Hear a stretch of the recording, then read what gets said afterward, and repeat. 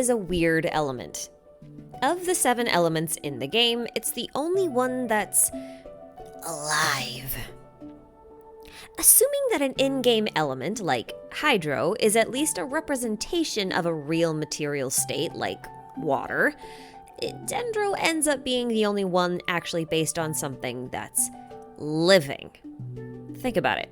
Hydro's counterpart, water, is essential for life, but it's not life itself. While Geo's counterpart, Earth, may house microbes and other organisms, but it's ultimately just rocks and minerals. Fire is just kinetic energy. Ice is likely the lack of kinetic energy, since there's no such thing as cold, it's just the absence of heat. And Anemo, or maybe wind, is just gas, which leaves electro, or electricity, as like the atomic form of raw energy. But Dendro is associated with plants, and plants are alive. Don't know how many times I have to say this, but they're alive, they're living, they're alive, they're not particles. Okay. Plants aren't exactly a building block for a planet, and they can't be boiled down to something on a subatomic level like literally every other in-game element can. The other 6 elements are more or less types or parts of particles. But Dendro is an amalgamation of a lot of particles. In fact, it seems to be the only element that quite literally cannot exist without every other element. Plants need water, or hydro, temperature, pyro and cryo, respiration, anemo, and the ability to respond to external stimuli through electro, and, food in the form of minerals, geo. And sure, underwater plants exist, but atomic elements are passed back and forth between the air and the surface of the water, so even those... You know what? Actually, that's not really important. That's not my point. My point is, why Dendro? Why is Dendro our 7th element and not something like, light?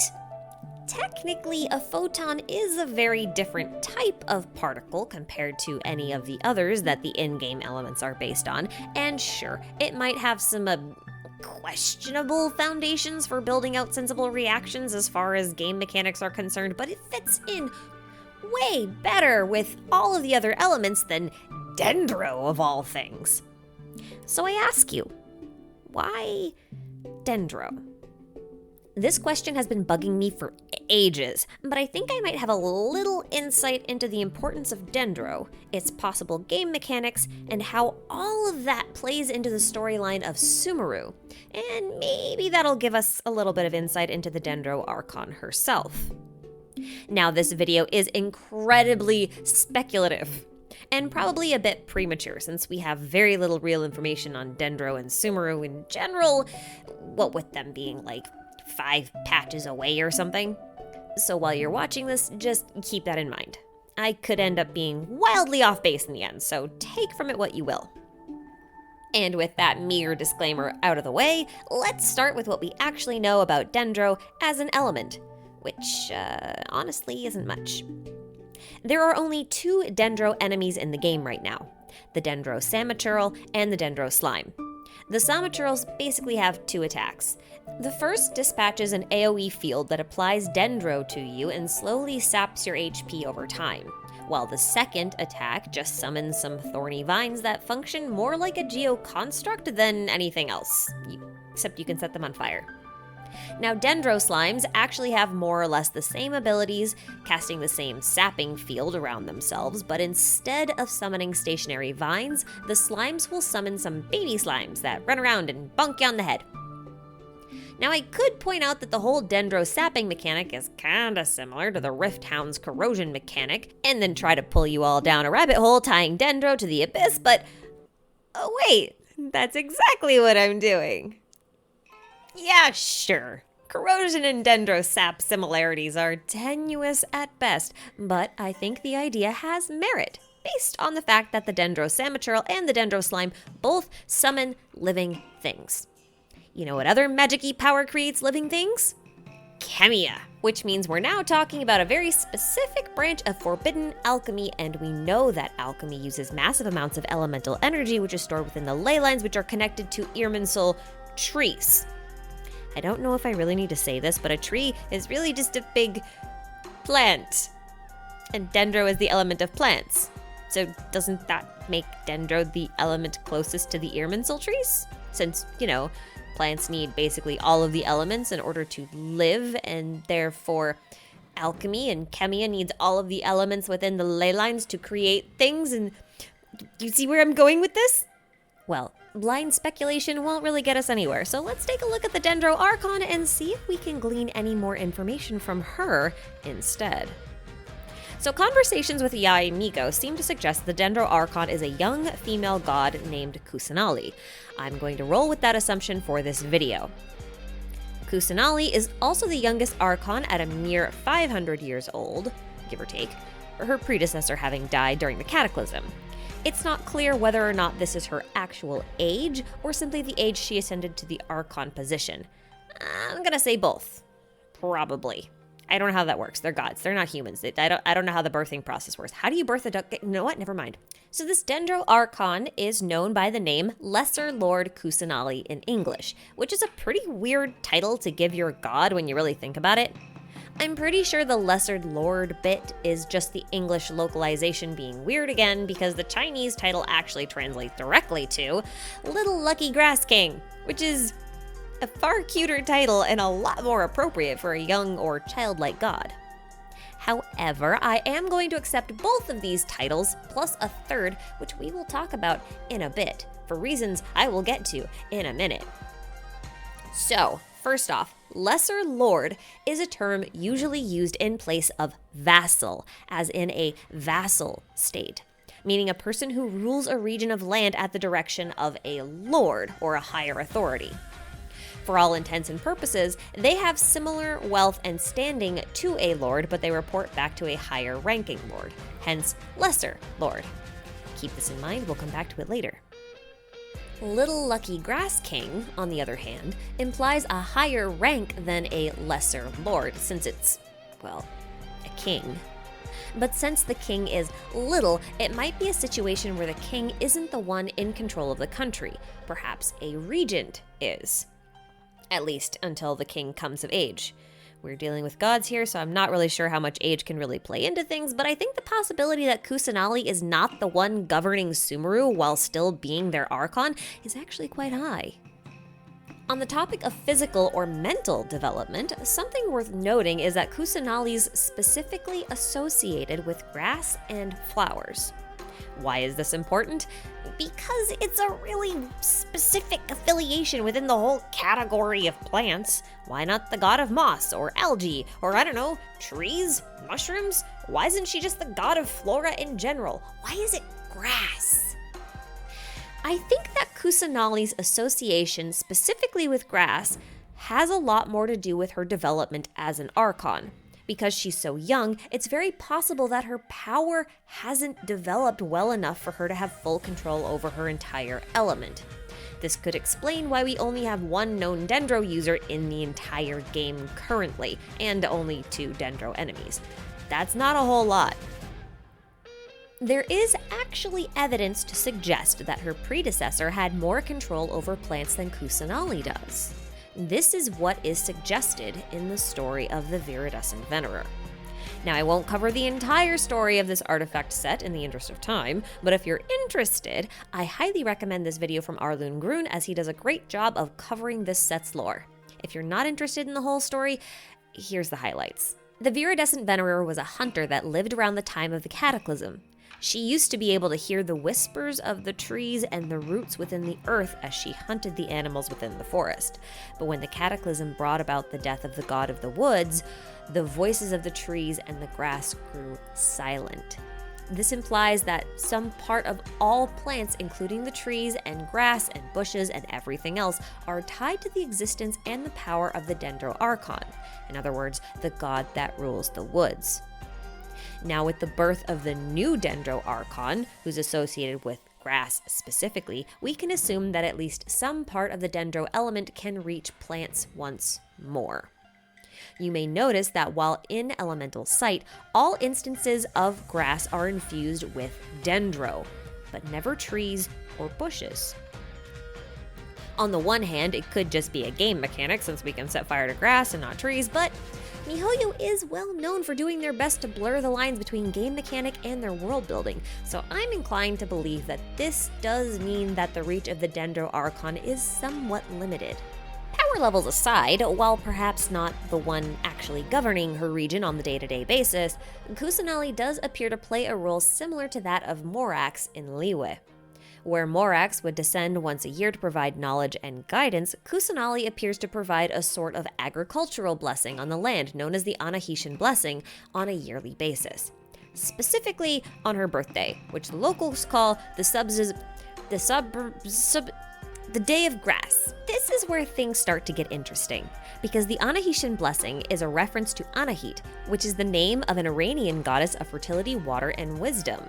This checks out since the Anahitian Blessing is supposed to bring forth bountiful crops, but the real takeaway here isn't what the goddess governs over, but where she originated from: Iran. This gives us a general geographic region for Sumeru's primary source of inspiration, but actually it's not just Iran. There are references throughout the entire game that we'll go over in a little bit that reference Buddhism, Hinduism, Egyptian mythology, and even some small references to Greek and/or Roman influences, which we probably won't cover. Now that may seem like a really wide net to cast, however, it's the perfect mix for not only an incredibly specific location, but a very specific time period. We're talking about the early Persian Empire around 600 BCE, or before Common Era, which encompassed a great deal of the Middle East from Iran to India to Egypt. This large geographic expanse of the Persian Empire resulted in a very multicultural civilization that shared a lot of similarities between their otherwise very distinct belief systems, folklore, and mythology. However, the predominant religion of the Persian Empire was actually Zoroastrianism, which we'll talk more about later and also in a separate video. This was the religion of Cyrus the Great, who succeeded the throne around 559 BCE, which is about the time period I think Sumeru is based off of. Now, I'm basing this time period off of a few things, but the most notable one that you'll find interesting is actually a character in Genshin by the name of Cyno. You might recognize him from the Travail trailer. Now, all characters featured in the Travail trailer are important, but perhaps not the focus of the Archon quest in their respective regions. So it's safe to assume that Cyno plays at least a significant role in the Sumeru.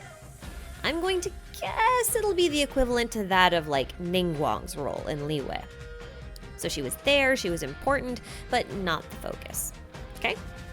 Cyno quite literally means dog in Greek, which is hilarious when you consider the fact that he's covered in references to Anubis, the Egyptian god of the dead, who is, a jackal. And as previously stated, parts of Egypt were indeed included within the Persian Empire of this time period, so his clothing feels fairly appropriate, all things considered. Of course, you could make the case that because his clothing is so heavily inspired by Egyptian mythology that Sumeru should in fact be placed in Egypt. However, the name Cyno has an additional significance to the exact time period of the early Persian Empire beyond its Greek roots, because Cyno is the name of Cyrus the Great's adoptive mother. She wasn't royalty, and neither was her husband, Mithridates. The story goes that Mithridates was ordered to kill the future Cyrus the Great by his grandfather, but instead of killing him, Mithridates and his wife Cyno raised him secretly until the age of 10, passing off their own stillborn child as the murdered prince. Cyrus the Great then went on to not only seize the throne, but found the Zoroastrian Persian Empire. Not bad for a dead man. Although, you kind of have to wonder, if Cyno and Mithridates pretended to kill the prince and then raised him as their own, is it possible that we're dealing with a situation wherein the Dendro Archon also faked their own death? Like a thematic parallel? But anyway, when you consider our earlier assumptions about KUSANALI perhaps having a regent governed for her due to her young age, we might be able to guess that Cyno's relationship with her is something akin to that of a caretaker, or better yet, he may be one of several wisdom kings. Or perhaps vassals of the Lord of Wisdom would be a better way to phrase it. You know, a type of governmental office, if you will. Ironically, this was actually how the governing structure of the Persian Empire was constructed. There was one great king, in this case Cyrus the Great, who was then supported by several vassals that were each in charge of their own regions, called satraps. It's unlikely that Sumeru will be so large as to require individual rulers for parcels of land, but Sumeru is also known as the land of scholars and is primarily famous for its academy. So it's more likely that the area of governance is more bureaucratic or academic than it is like a physical landmass. There may be a vassal for commerce, medicine, biology, chemistry, history, philosophy, and the list goes on. Each vassal could potentially make decisions regarding their area of expertise as it applies to the region of Sumeru as a whole, or maybe they're just like the head researcher there, head professor, you know, like they lead their own department, like a university. After all, Sumeru is quite well known for being one of the only places to study at a really high level, and it therefore attracts students from all over Tevat. This was also true of the Persian Empire, which attracted students from all over Europe and Asia to study at its capital. Lisa, Baizu, Signora, and Dottore have all studied at the Sumeru Academy, so it's not a stretch to assume that these heads of office might not be Sumeru natives on the whole. In fact, it's possible that the vassal for medicine might actually be Baizu. Yeah, I know he's from Liyue, but he's kinda suspicious. Not only did he study at Sumeru Academy, but he looks suspiciously like the Hindu deity Shiva, right down to the snake around his neck. And that would be fine if it were the only reference, but Baizu then goes on to take design inspiration from not one, but two Chinese myths about snakes specifically. One about a pharmacist, and he's a pharmacist, and another about a quest for immortality, which he's studying with Chi-Chi, and that's all before we even mention the fact that he's the only Dendro user we've ever encountered. A Dendro user that's super tied to snakes! He's like a walking billboard advertising his Sumeru connections. Hang on, I'm getting a little ahead of myself. We'll talk about this in a second, but let's back up a bit and talk more about the Hindu and Zoroastrian roots of Sumeru before I get severely distracted by the snakes again. We'll circle back to the snake thing in a minute, I promise. Just keep it in the back of your mind for now, because it is important. Okay, I previously talked about how the Anahitian blessing was likely a reference to the goddess Anahit. She is an Iranian deity originally, and she does predate the Persian Empire. She was adopted into Zoroastrianism during the early years of the Persian Empire. Where she was once a Hindu deva, she then became a Zoroastrian Yazata, which is effectively what Zoroastrians call their three most powerful divinities. Just beneath the Yazatas in terms of rank are beings known as the Amesha Spenta. The Yazatas and the Spenta were beings that were supposed to be worshipped, while a second class of beings, the Devas, were meant to be rejected. Interestingly enough, in Japanese, Kusanali is called Kusanali Devi. See, I told you we circle back to this later. Now, a Devi is simply a female deva, at least in Buddhist and Hindu practices, and seeing how Kusanali may be a direct reference to the Kusanali Jataka, which is a poem about the birth of Buddha that involves an encounter with a tree spirit, it's likely that this isn't a localization mishap, but rather an intentional change. Now, the confusing part here is that in Zoroastrianism, devas were bad, whereas in Buddhism and Hinduism, devas are good. The terms apparently have similar linguistic roots, but they are fundamentally different. On a really basic level, a deva could be seen as a type of angel in Hindu mythology, while an Ashura is like a devil. And then if you swap into Zoroastrianism, those rules change and the devils become the angels and the angels become the devils. I feel like I just made the confusion worse. Anyway, for this reason, I think that the term Devi in Kusanali's Japanese title is more of a reference to how the word demon is used in the phrase demon god, which is what the archons are called in Chinese. It's kind of mixing both the good and the bad, the positive and the negative attributes of a divine being, all into one nice neat little package. Incidentally, there is one Zoroastrian Spenta, Ameritat, who is the personification of life and the protector of plants, who is constantly opposed by the Deva, Zarek, who governs over aging and is known for poisoning plants. Coincidence? Well, maybe, but it does support my idea of her controlling both positive and negative aspects. Okay, now we can talk about snakes. Well, specifically, I want to talk about Nagas. Now, Nagas are a traditionally beneficial race of mythological beings that are specifically Hindu in origin. Note there's a lot of Hindu mythology here.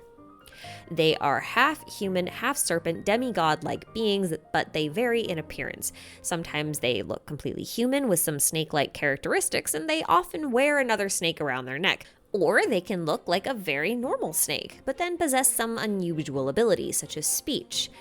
Or they can look like a mixture of both, human and snake, typically possessing the upper body of a human with the tail of a snake in place of their legs. Nagas are often venomous, which is interesting given our recent talk about poisoning plants, and are also associated with bodies of water, such as rivers, which is interesting given our conversations about Anahit. This is noteworthy because Nagas are typically seen as intermediaries between humans and the Devas of Hindu mythology. They're like, the go-betweens between the mundane and the divine. And sometimes Nagas are even considered to be types of dragons, which is actually kind of a reoccurring theme in Asian mythology, as a lot of different cultures throughout Asia believe that snakes are something akin to like baby dragons. Now, in some parts of the world, like Thailand and Sri Lanka, the Nagas were considered to be from the underworld, or they were subterranean beings. They're also said to be a race that controlled the 7 oceans and the 7 mountains, and they have 7 races within the Naga society as a whole, each associated with a different color of the rainbow. Kind of like our 7 archons with 7 elements and 7 colors of the rainbow. Anyway. And you're probably wondering what the heck all of this has to do with Dendro and Sumeru and all of that stuff beyond just having Hindu roots and therefore referencing maybe the Persian Empire. Well, there's this Hindu deity, a rather important one, actually, who leads the Nagas. His name is Virupaksa. He is one of the 4 heavenly kings governing over the western direction and lives on the western part of Mount Sumeru. Now you're following, right? So yeah, I think Sumeru has snakes. That's my prediction. Oh, and Sumeru also has Yaksha. What's this you say? The Yaksha are from Liyue? No. My poor misguided viewer. I don't actually think that's quite right. Consider this. The only Yaksha we know a whole lot about is Xiao. He's considered an Adepti, but within the Adepti, the Yaksha, as a group, were rather unique. I feel like the Yaksha deserve their own video at some point, but for now, we'll just take a brief look at Xiao. So for those of you who haven't read his character story, it goes something like this. Before and during the Archon War, Xiao was enslaved by an ancient unnamed god that forced him to carry out very cruel and very violent acts. It was Morax that killed this god, thus freeing Xiao from his servitude. He then gave this young Yaksha the name Xiao to use in place of his original name, Alitus, supposedly for his own protection. This is the act that earned Morax Xiao's loyalty. Now, Alitus means winged, and it's referencing the fact that Xiao's animal form is that of a bird. However, in Chinese, Xiao's name is actually Golden Peng, which is further referenced by the Chinese translation of his constellation, which is, specifically, Golden Winged Peng King, and that is a title of a Buddhist deity derived from the Indian god Garuda. This god is one of 8 demigods that helps guard Mount Sumeru. You can read a little bit more about this on this really awesome Reddit post by Alois. I'll leave a link below. Now here's the thing. Liyue borders Sumeru, at least in part because of the chasm that lies between them. I think it's very likely that the god that enslaved Xiao during the Archon War governed over a region that bordered Liyue. That was why Morax ended up in conflict with them. It was probably just a border dispute.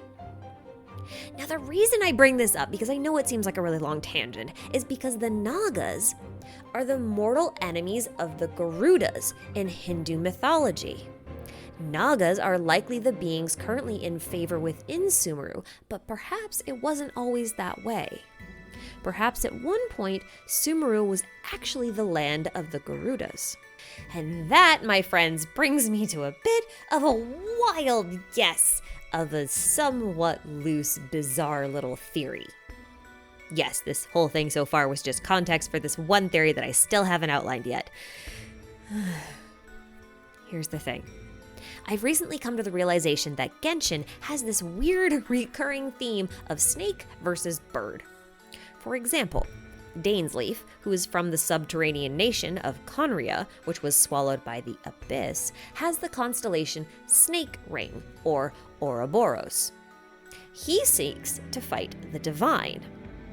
Now, I have hypothesized in this previous video, hint hint right here, that the symbol of the battle pass is a Homa symbol, the same Homa symbol that can be seen in the so-called wings of the statue of the omnipresent god, and also on the spear tip of the staff of Homa. In the video, I also linked the statue of the omnipresent god to the likeness of the Welkin moon, which would then make it a statue of the moon goddess, or at least one of them, and thereby making the Homa symbol one of the divine, or the heavens. Now, Homa is also a type of mythological bird associated with golden pangs and phoenixes, like Shao. And within the same battle pass that uses the Homa symbol as its identifier, what do we have?